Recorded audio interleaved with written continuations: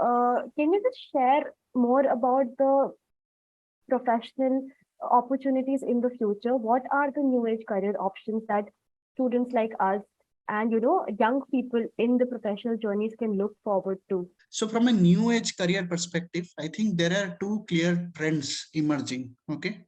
The first one is how companies are hiring. Okay. So back in the US, what people are doing is companies like Google, Facebook, etc. They are saying that, we don't rely on the degrees anymore. Okay.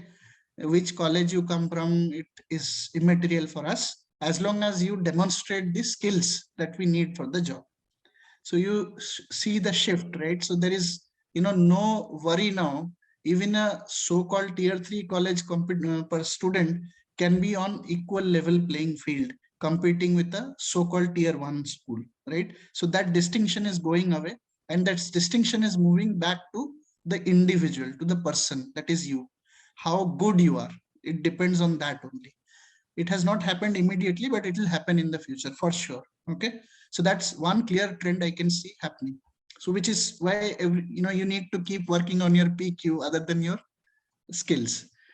The second thing which is what I have observed is again career choices. Okay, so as I see, in the post COVID era, a lot of people are still doing the 9 to 5 job, but many are actually quite happy in doing a freelancing job, right?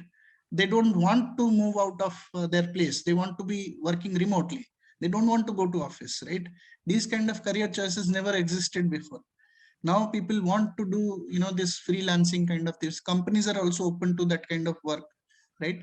And of course entrepreneurship is like evergreen, so people will you will see more and more people, more of the older people are also joining into the bandwagon. So definitely these three career choices are open.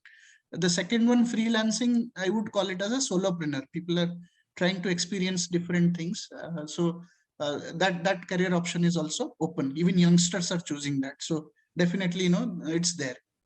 But the point is, how do you manage in the new age, right?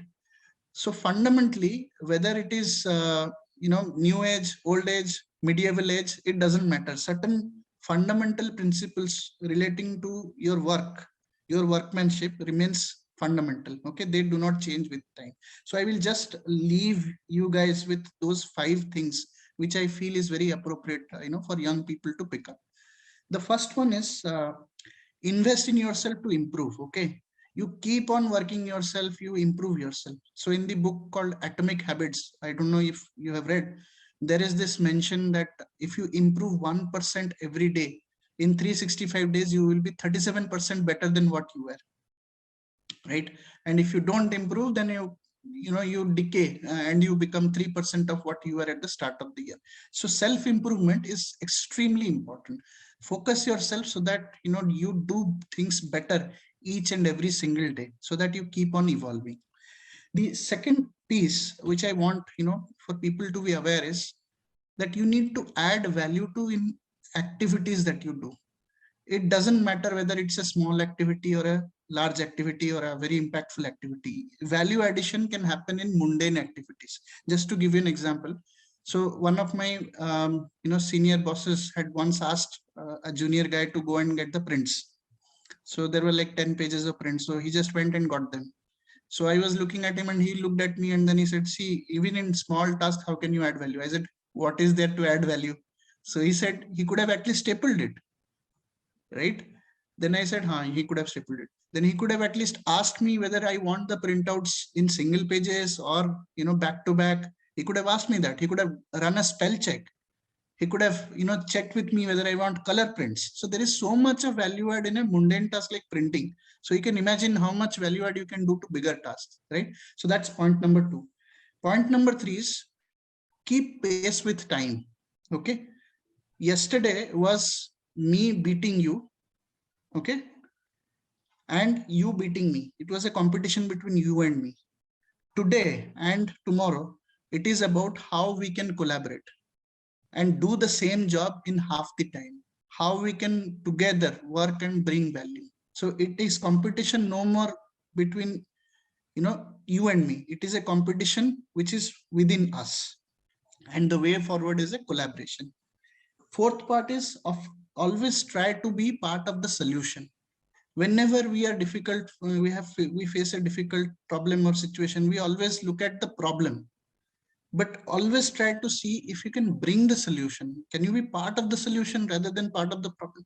It goes a long way. When you imagine the situation, there is this manager and four of you, three of them coming back to the manager saying, okay, this is not working, that is not working, but you coming back and saying that, okay, these are not working, but here is a way where we can explore if can things work.